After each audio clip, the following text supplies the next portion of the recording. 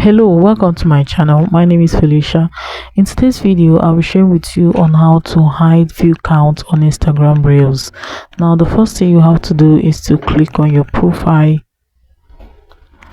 From here, the next thing you have to do is to click on three lines at the top right corner.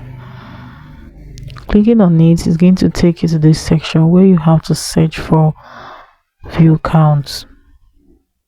From the search bar, type in view counts. You're going to see this section that says like and share counts. You just click on it. So right here you can hide your like, share, and just click on the toggle here and turn it on. So when you do it like this, you're going to hide your Instagram reel count and it will not show again. So guys, I believe this was helpful. If it was, do well to like this video, subscribe to this channel for more helpful tips like this. Do not forget to ask every question related to this video on the comment section. Thanks for watching.